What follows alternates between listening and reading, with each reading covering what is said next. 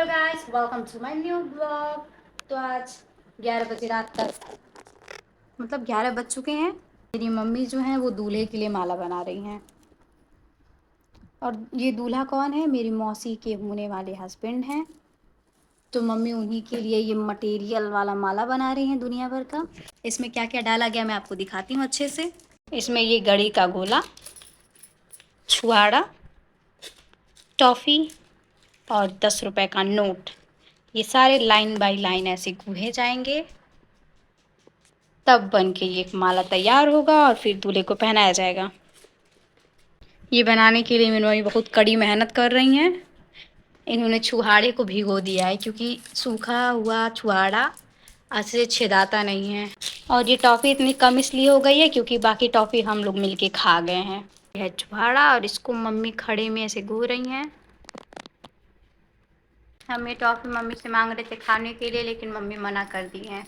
कहीं है कि 5 टॉफ़ी उधर गूँहे हैं तो 5 टॉफ़ी इधर भी गूँहेंगे।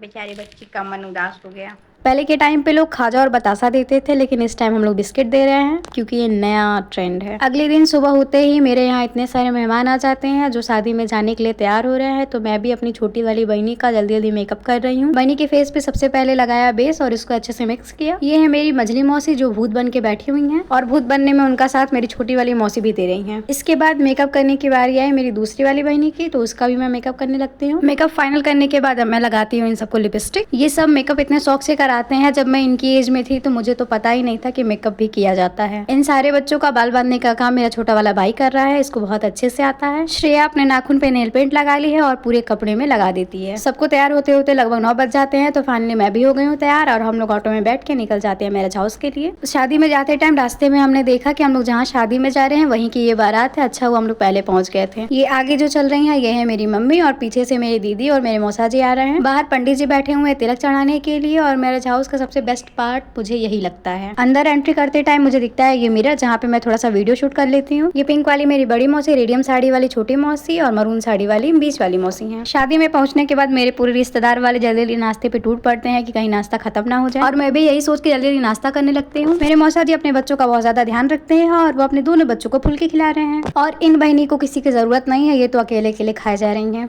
और ये लोग इसलिए छुप रहे हैं ताकि मैं उनको रिकॉर्ड न कर लूँ। नाश्ता करने के बाद हम लोग चले जाते हैं खाना खाने। यहाँ पे इतनी ज्यादा भीड़ लगी हुई है कि हम लोग थोड़ा सा वेट करते हैं फिर खाते हैं।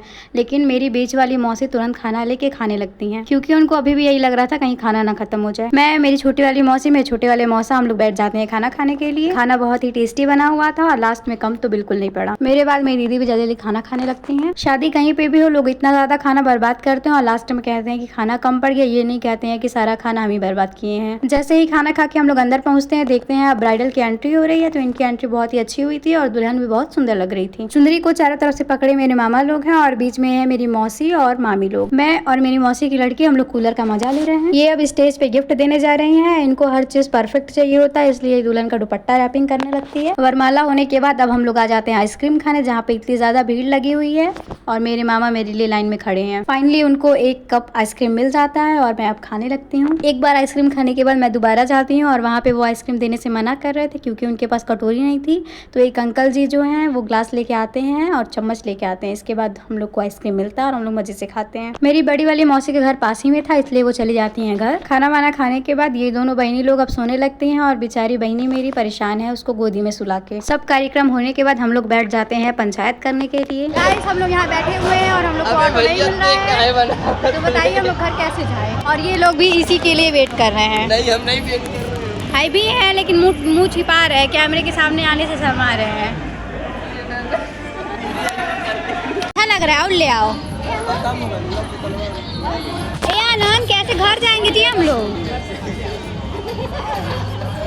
ये लोग पता नहीं किस बात पे इतना ज्यादा हंस रहे हैं। इसके बाद मेरा होने लगता है वीडियो शूट, जो कि मेरा भाई कर रहा है और उसको एडिट भी करेगा। और वो इतना ज्यादा दिमाग पता नहीं कहाँ से लाया है कि ऐसे करो तो अच्छा लगेगा या वैसे करो तो अच्छा लगेगा। सबसे पहले ये मेरी साड़ी को पेड़ पे फंसा देता है, उसके बाद मुझे चलने को बोलता है, जिसको देख के ये लोग हंस रहे हैं। ये जो बच्चा सीढ़ी पे खड़ा है इसका नाम राज है और ये वहाँ से कूदने की प्रैक्टिस कर रहा है। वहाँ पे दिखती है मुझे ये छोटी सी बिल्ली जो अपने परिवार से बिछड़ गई है, उनको खोज रही है। अब ये मेरा और मेरी छोटी बहनी का डांस परफॉर्मेंस हो रहा है। साड़ी चेंज करने के बाद मौसी मेरी चली जाती जाती हैं छत पे, और ये है मेरा छोटा वाला भाई जो बहनी को लेके जा रहा है छत पे क्योंकि वो सो गई है। इतनी दौड़ भाग करने के बाद अब मुझे आने लगती है जोरों की नींद और मैं सो जाती हूँ। और ये सारे छोटे छोटे बच्चे ये लोग मेरे से पहले ही सो गए हैं। सारा कार्यक्रम होने के बाद ये मैरिज हॉल का लुक कुछ ऐसा है, एकदम खंडहर जैसा लग रहा है। ये अब सुबह हो चुकी है और मौसी विदाई के लिए तैयार हो रही है। ये पीछे जो बैठी हुई है वो है मेरी नानी, मतलब मम्मी की बुआ। सुबह के 5 बज गए हैं और हम लोग निकल रहे हैं अपने घर की ओर। 5:30 बजे ही हम लोग ऑटो का वेट करने लगते हैं और मुश्किल से हम लोग को एक ऑटो मिलता है जिसमें सारे लोग भर के निकल लेते हैं। उतर के हम लोग ऑटो को टाटा बाय बाय कर देते हैं और पहुंच जाते हैं अपने घर। दिव्यांशी की साड़ी इतनी क्यूट लग रही है और ये साड़ी में बहुत ही सुंदर लग रही थी। जहाँ सारे बच्चे पैदल चले गए हैं वहाँ पे ये महारानी जी कह रही है कि हमको गोदी में उठा के लिए चलो, तो मेरा भाई इनको गोदी में उठाता है और तब जाके ये जाती है। घर पे जाके हम सब लोग सो गए थे इसलिए बाकी वीडियो मैं नहीं बना पाई हूँ। इसके बाद फिर ये लोग तैयार होकर अब अपने घर के लिए चले जाते हैं। मैं भी आ जाती हूँ उन लोगों को रोड तक पहुँचाने के लिए। ये सब लोग तैयार होकर अपना बोरिया बिस्तर बांध के निकल लेते हैं घर। जाते जाते ही इन सब बच्चों ने दुकान वालों की कम से कम 100 रुपए की बिक्री तो करवा ही दी है। और ये दोनों बच्चे खाने में पीछे रह जाते हैं इसलिए इन लोगों को कुछ नहीं मिलता है। अरे वाह श्रेया, तुम्हारी टोपी कहाँ है? हाजी टोपिया कहाँ निकाल दी?